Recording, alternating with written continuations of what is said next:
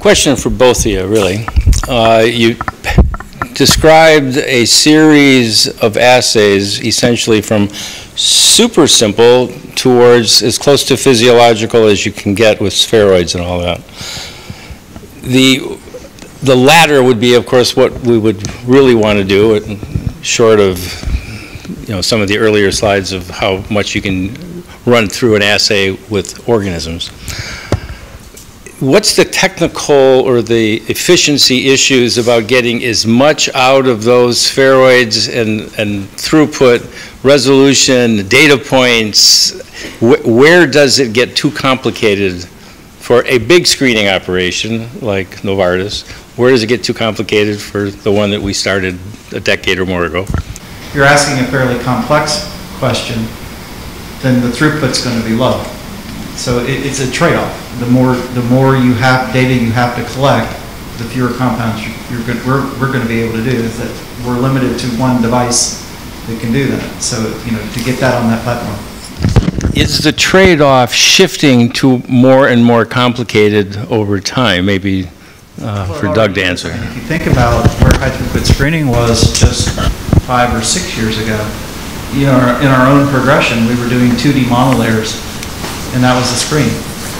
And we've already progressed now over that short period of time to an organoid system. So we're actually able to do, in an automated form, that kind of a screen, which we couldn't have done a couple of years ago. The microscopes have gotten faster and better, and affordable for us. I mean, we're doing this in an academic core laboratory. So, we don't have, like I said, we don't have big things. Secret has allowed us to acquire equipment that has given us the opportunity to do that. Without that kind of funding, it would be very difficult for us to be moving past, really cells in suspension and 2D monolayers. Yeah, I definitely agree. I think that is moving in that direction. Outside of oncology, of course, where we're interested in cancer type phenotypes, and all the standard cell lines we use are not normal cell lines. So it's not appropriate to use those models for other diseases. I think we're going to realize enough to get away from that. We could have potentially more relevant readouts. I think one of the big issues we run into, even before we get to the screen, is reproducibility and scalability of those reagents. So even though we have a big cell engineering group focusing on this, it's really, I would say, just the last couple of years where we've gotten to a point where we can say reproducibly make certain things like cardiomyocytes, which is one of the first differentiation protocols published, and a lot of work has gone into that. But even there, though, if you try to do patient-derived cells, coming from patient-derived cells, and make them into a particular cell type, for sure that those same protocols don't necessarily apply because the genetic mutations relate to that population. The overall reagents used might be similar, but the timing and the doses are all going to be different. So it calls custom optimization to get each particular cell type from different patients to work for that particular protocol. So it's still quite complicated to get enough reagent reproducible that you have confidence that it's actually the correct cell type that you would want to use for a screen. And then additional issues, I think we also are similar about it in terms of the analysis, because 3D analysis is still quite complicated and intensive. It was very interesting to hear about Novartis research agreements with academy. My question is, if Novartis also has strategic research grants program, maybe that's not a good question to you, because high throughput means increase of quantity of information. But what I mean that some corporations, big corporations, they use academy and they use abilities of fundamental scientists to do really new things. When they, at these companies, there are problems on which research groups inside the companies work for a number of years and no success. and no understanding why no success. In this case, the companies are searching for experts in the field inside the academy. And these programs are called by different names in different corporations, but we may call them strategic research grants. Is such a program at Novartis? Yeah, it's interesting. It's something we're actually discussing. So the fast lab programs right now come to us word of mouth. So it's usually a scientist that went to a meeting and met somebody who had a previous relationship with an academic lab, and they want to work with that lab because of the particular area of research interest. So it's very organic. We don't advertise it at the moment, but we are talking about and thinking about exactly what you're saying. For Novartis scientists to say, this is a gap for us, we don't know how to solve it. And we would put that out as a question to the community. Do you have something in this area which could help fill this gap? So ask a specific question and get applications coming in that would fill that. But we haven't actually advertised it any broad way at the moment. But it is definitely, I think, a very interesting, something we're actually thinking about doing.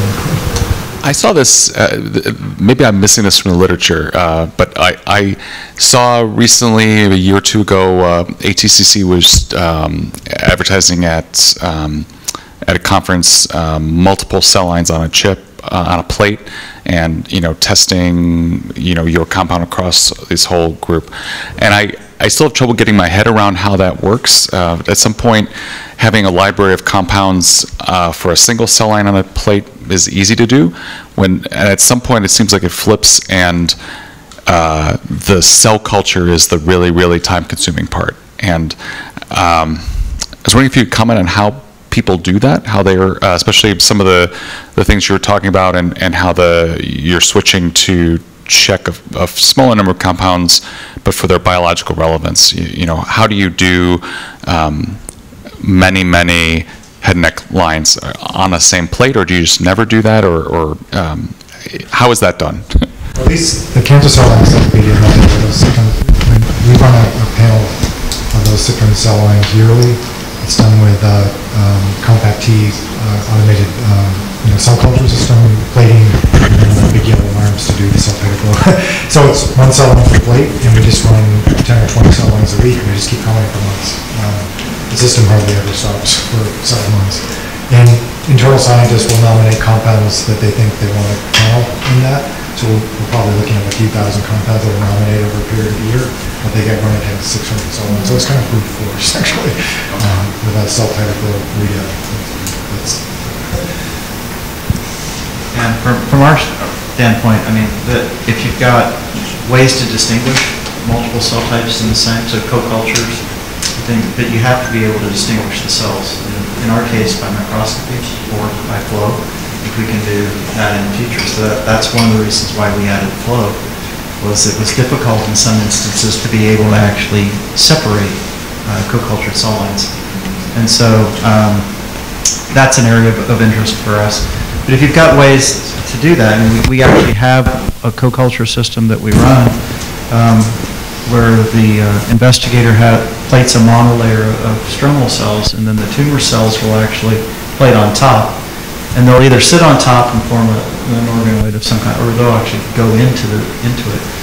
And we do it by imaging, so they actually tag the tumor cells, and they didn't tag the fibroblasts. So when you actually do the imaging, you're looking at the tumor cells only. You don't see the fibroblasts that are underneath. So it depends on how you build the model system, but there are some ways to do that, but you need ways to distinguish them. And so that's the way to do that for us. As far as handling the cell culture, it's a tremendous amount of work to do.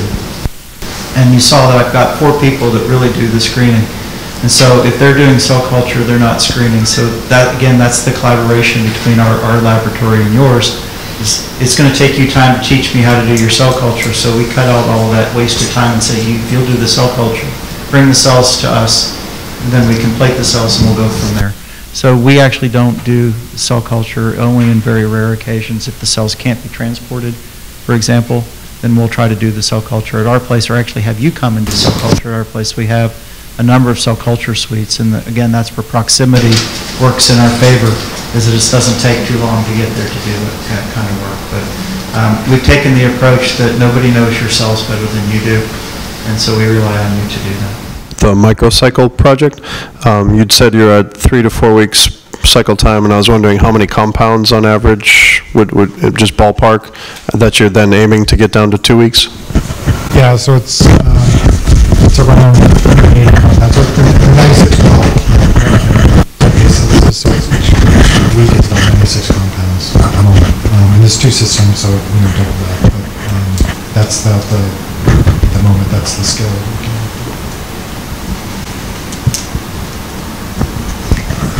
Okay, here's one that was submitted.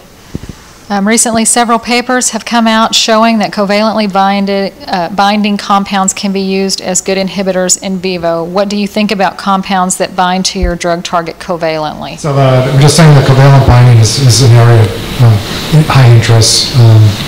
Recognizing that not every covalent binder is necessarily a bad starting point. So we actually have libraries of covalent compounds which we are paneling in phenotypic assays, which can be useful information for us. So I think it's... Do you have any information on the toxicity and the cell permeability of these kinds of compounds, and how non-specific are they? Certainly some of the libraries we have good information about particular targets that we know they would bind to in many cases, and the cellular activity is really just based experimentally whether or not they've shown up in cellular assays. So there's not any, I don't think we've done any quantitative, household collection here. I mean, the concern is that they're going to hit everything, right? Yeah. And is that true or not? Some of them do. But, they have a different phenotype, so you can kind of see the really non-selective ones from the other ones. Yeah.